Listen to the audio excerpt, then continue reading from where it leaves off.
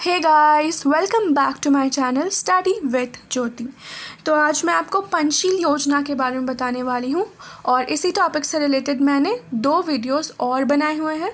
अगर आपने उसे नहीं देखा तो उससे भी देख लें ताकि आपका कॉन्सेप्ट जो है क्लियर हो जाए। और ये वीडियो मैंने इसलिए बनाया है फिर से ताकि आप लोगों को पता चल सके कि आप अपने एग्ज़ाम में किस तरह से उसे पॉइंट बाय पॉइंट लिख सकें। ठीक है, तो चलिए स्टार्ट करते हैं। तो सबसे पहले हम परिचय लिखेंगे, ठीक है, और परिचय किस तरह लिखेंगे वो बता रही हूँ मैं। तो पंचशील सिद्धांत भारतीय विदेश नीति की बहुत पहले की अवस्था से जुड़ा है। तो ये जो पंचशील सिद्धांत है वो भारतीय विदेश नीति से काफ़ी की पहली अवस्था से ये जुड़ा हुआ है और संभवतः नेहरू जी जो थे उन्होंने अपनी विदेश नीति का इसे मध्य बिंदु माना था और अंतर्राष्ट्रीय संबंधों में नैतिकता की मशाल लिए खड़ा है।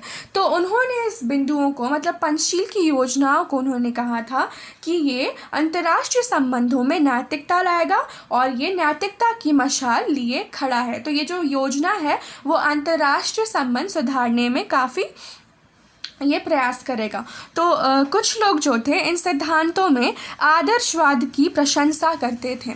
तो कुछ लोग ऐसे थे जो इस योजना के लिए इसकी आदर्शवाद की नीति का प्रशंसा करते थे और कुछ लोग ऐसे थे जो यथार्थवाद के लिए इसकी काफ़ी निंदा भी करते थे। तो पंचशील सिद्धांतों को इस दौर में भी राजनयिकता का उच्च वाटरमार्क माना जाता है। तो पंचशील सिद्धांत जो है उसे भी एक दौर का राजनयिकता का एक उच्च वाटरमार्क भी माना जाता है और पंचशील में राष्ट्रों के बीच शांतिपूर्ण सह अस्तित्व तथा राज्यों के बीच शासकीय संबंधों के लिए 5 सिद्धांत बनाए गए। तो इस तरह इसका महत्व ये था कि पंचशील योजना जो बनाई गई थी उसमें राष्ट्रों के बीच शांतिपूर्ण और सह अस्तित्व संबंध बनाने के लिए ये बनाई गई थी और राज्यों के बीच शासकीय संबंधों के लिए भी ये बनाई गई थी। ठीक है, और इनका पहला औपचारिक कूटीकरण संधि के रूप में उस समय हुआ जब 1954 में चीन और भारत के मध्य समझौता हुआ। तो इसका पहला औपचारिक संधि कब हुई? तो ये तब हुआ जब 1954 में चीन और भारत के मध्य एक समझौता होता है। ठीक है, अब हम आ जाते हैं इसके प्रमुख पॉइंट्स। ठीक है, कि पंचशील सिद्धांत आखिर था क्या, तो वो उसके 5 सिद्धांत क्या थे वो हम देख लेते हैं। तो सबसे पहला पॉइंट था सभी देशों द्वारा अन्य देशों के क्षेत्र अखंडता और प्रभुसत्ता का सम्मान करना। तो सभी देशों द्वारा बाकी अन्य देशों के क्षेत्र अखंडता और प्रभुसत्ता का सम्मान करना था। दूसरा पॉइंट था दूसरे देश के आंतरिक मामलों में हस्तक्षेप ना करना, ये इसका दूसरा पॉइंट था। तीसरा था दूसरे देशों पर आक्रमण ना करना, तो दूसरे देशों पर वे आक्रमण नहीं करेंगे।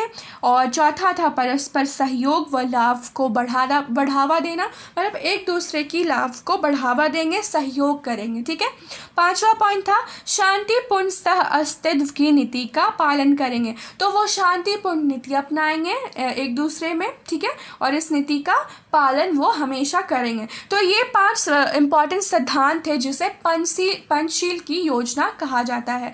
यही प्रमुख 5 सिद्धांत है जिस पे ये पंचशील योजना आधारित है। ठीक है, और ये पंचशील योजना जो है वो नेहरू जी की विदेश नीति का एक हिस्सा है। ठीक है, आगे देख लेते हैं।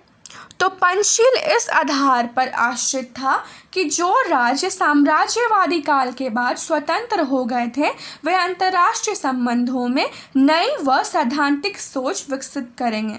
तो ये पंचशील सिद्धांत इस आधार पर आश्रित था कि जो भी राज्य साम्राज्यवादी काल के बाद स्वतंत्र हो चुके हैं वे अंतर्राष्ट्रीय संबंधों में नई व सैद्धांतिक सोच को विकसित करेंगे।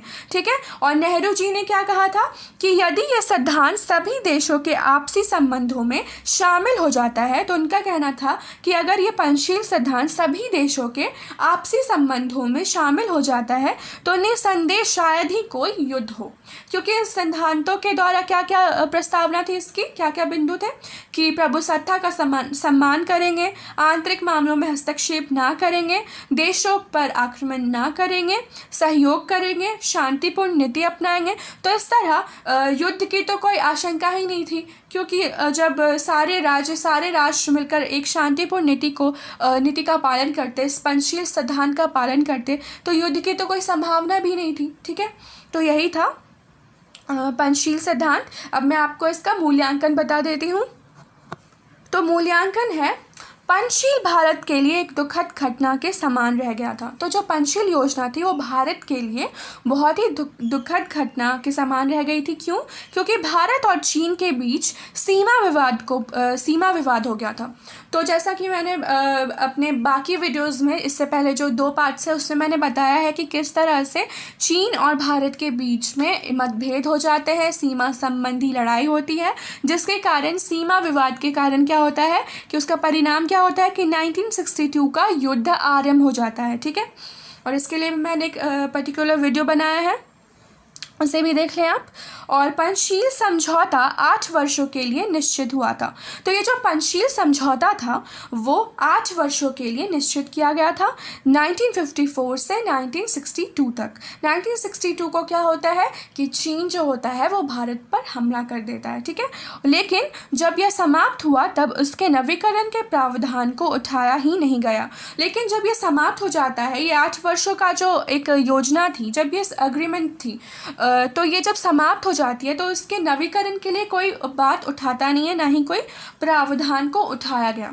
इसलिए जो हम कह सकते हैं कि पंचशील की योजना जो थी वो ज़्यादा आगे नहीं चल पाई। और 1962 में क्या होता है कि चीन जो होता है वो भारत पर युद्ध कर देता है, और इसी तरह वो इस सिद्धांत का उल्लंघन करता है।